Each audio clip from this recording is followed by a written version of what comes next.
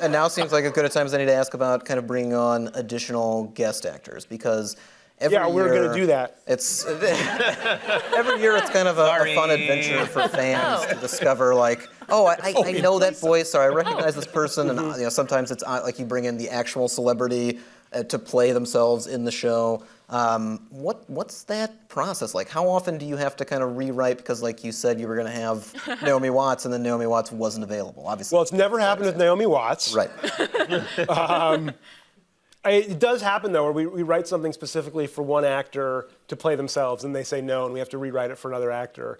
I will say, I always think we're better off with the people we end up getting. Like, I don't want to imply that any of the actors we have are, second choices or not as good as. I'll say this on the record. One example is Vincent D'Onofrio, who is amazing and so funny.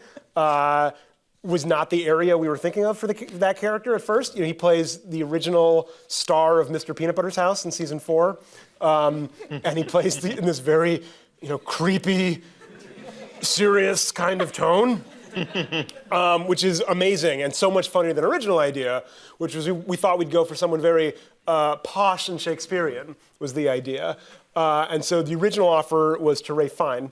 And he said no. But the problem was, there was a line in the script where he goes, I will not participate in such poppycock, but if you want to find someone else, that is Ralph Fiennes with me! And he didn't want to do it. So they're like, all right, we gotta pick somebody else. Do you think that's why he said no? It might have been. We're like, all right, we gotta find someone else. We gotta change this line. We can't just do a find and replace and then keep like a Ralph find and replace. Right, we gotta do a find and replace, exactly. It can't just all of a sudden. I mean, Joseph Fiennes, we probably could have done a find and replace. It would work just as well. But any other actor, can do like, that is Jeremy Irons with me. Wouldn't have worked. So then I had to come up with like another pun based on this other guy's name.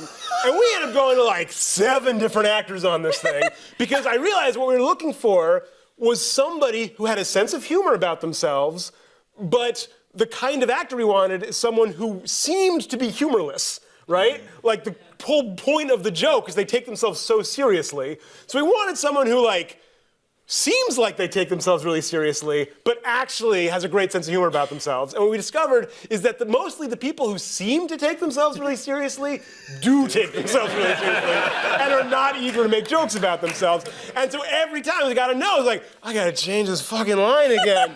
And they got more tortured and more tortured. And then finally I was like, all right, let's just take the pun out and go to Vincent D'Onofrio.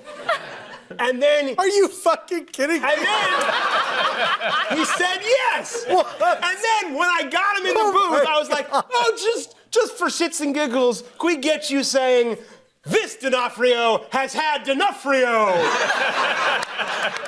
And he was totally down. He was great. But I would imagine if we'd sent that to his agent would have been like, I'm not showing this to my client.